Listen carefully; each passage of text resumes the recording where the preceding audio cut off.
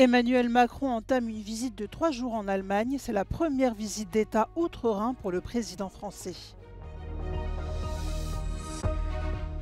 En Géorgie, le jour de l'indépendance terni par les vives tensions politiques entre la présidente et le chef du gouvernement. En Lituanie, le président sortant Gitanas Nausėda, réélu avec 75% des suffrages, la sécurité du pays était au cœur de sa campagne. Le Hamas a tiré un barrage de roquettes depuis Gaza sur Tel Aviv samedi dans ce qui semble être la première attaque à la roquette de longue portée depuis janvier. Le président français Emmanuel Macron a entamé dimanche en Allemagne une visite d'État de 3 jours. Ce déplacement du président français et de son épouse outre-Rhin marque la première visite d'État d'un dirigeant français dans le pays depuis celle de l'ancien président Jacques Chirac en 2000. Initialement prévu en juillet dernier, le déplacement avait été reporté en raison d'émeutes urbaines en France. Cette visite en Allemagne sera l'occasion de faire le point sur les relations entre les deux grandes puissances économiques européennes.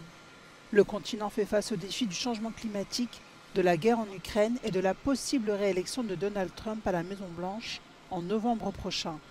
Les deux pays tenteront également de s'entendre sur l'agenda européen des 5 prochaines années, alors qu'une percée de l'extrême droite est attendue lors des élections européennes de début juin.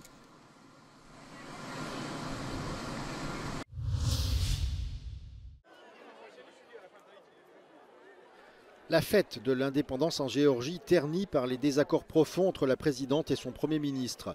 Censée souder le peuple géorgien, la cérémonie a tourné au règlement de compte et aux attaques frontales entre les deux dirigeants au plus haut sommet de l'État.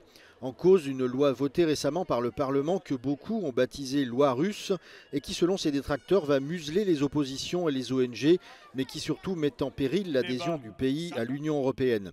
La présidente Salomé Zourabichvili, qui a mis son veto sur la loi, est donc montée au créneau ce dimanche.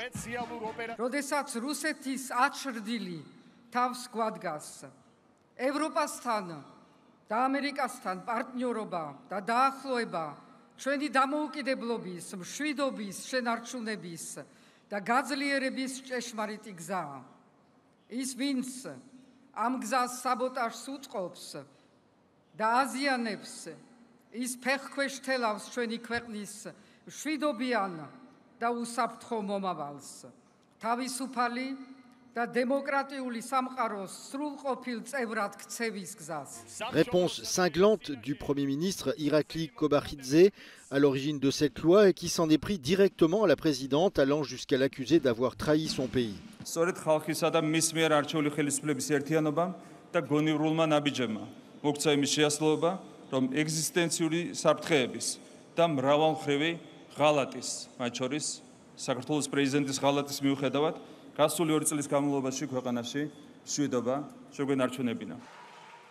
La loi sur les influences étrangères, adoptée par le Parlement géorgien le 14 mai dernier, exige que les médias et les ONG se déclarent comme poursuivant les intérêts d'une puissance étrangère s'ils reçoivent plus de 20% de leur budget de l'étranger. Malgré des semaines de manifestations quasi quotidiennes, la loi devrait être promulguée, et ce en dépit du veto opposé par la présidente, veto qui n'a aucune chance de passer, le gouvernement ayant une majorité confortable. Georgian democracy is seriously dented because of the oligarchic state capture and increased Russian influence. And the primary reason why these people are standing in the streets is to regain our country back and to make Georgia's democratic trajectory intact. Et selon des sondages récents, plus de 80% des Géorgiens souhaitent que leur pays puisse intégrer le plus tôt possible l'Union européenne.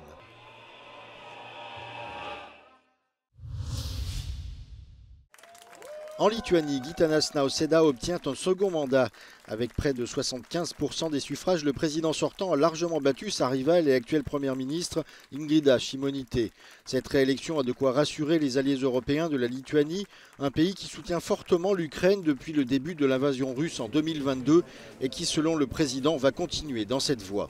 My basic principles and my highest priorities were support to Ukraine, strengthening the security of Lithuania, active foreign policy, and active participation in different formats of European Union.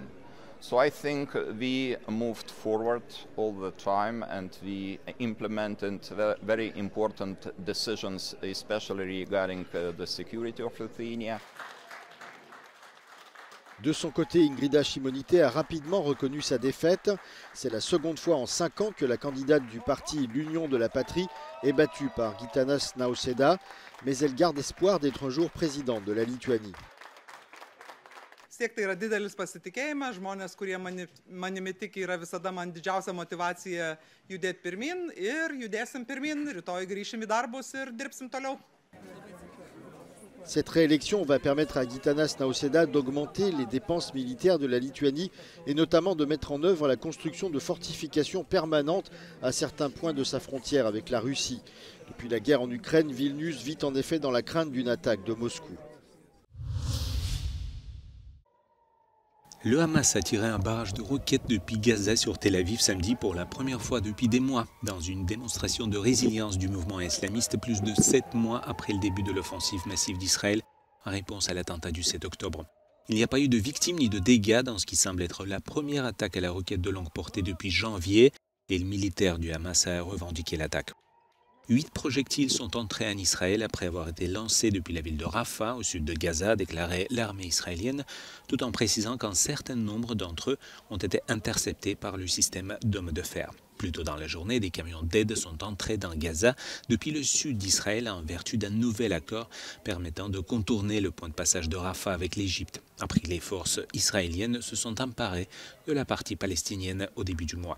Cependant, il n'était pas certain que les groupes humanitaires puissent accéder à l'aide en raison des combats qui se poursuivent dans la région.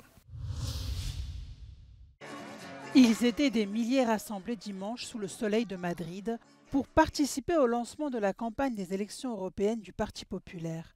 Une campagne menée contre l'actuel chef du gouvernement espagnol, le Premier ministre socialiste Pedro Sánchez et sa politique.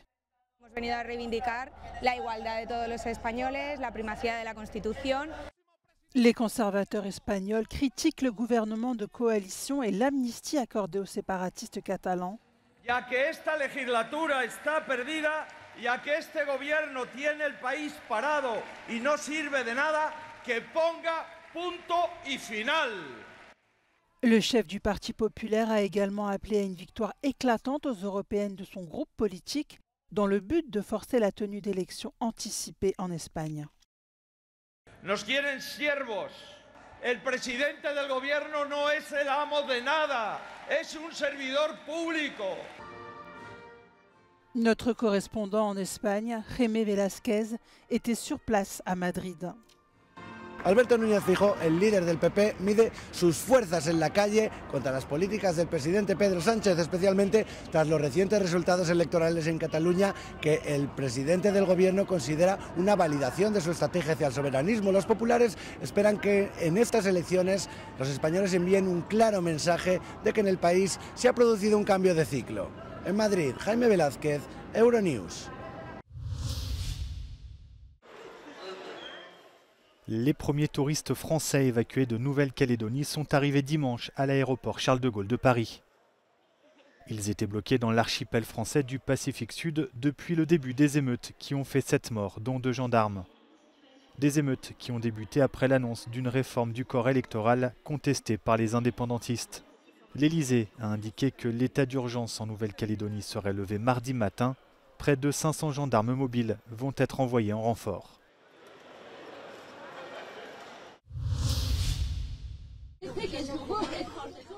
Le Premier ministre arménien Nikol Pachinian s'est rendu ce week-end dans les villages restitués à l'Azerbaïdjan.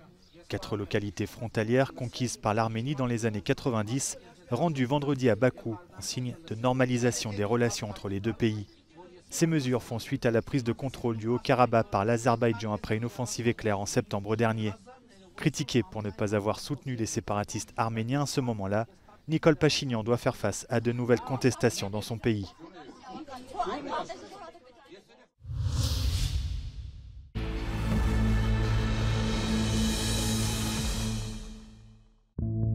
I'm in Slovakia, a country where disinformation is rampant, especially during elections.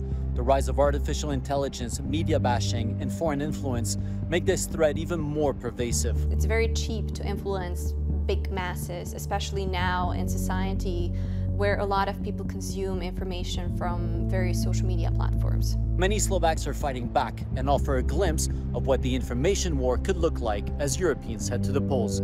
Watch their story in a new episode of Witness.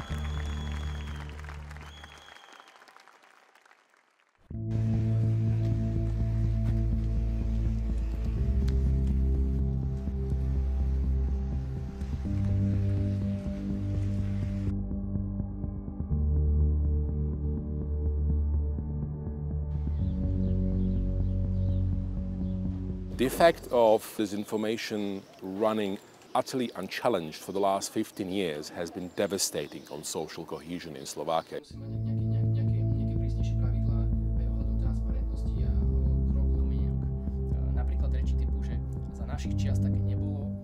Trending is obviously the Western influence, like that they are through CIA and non-government organizations in Slovakia, that they are somehow connected and they are influencing what is happening in the country.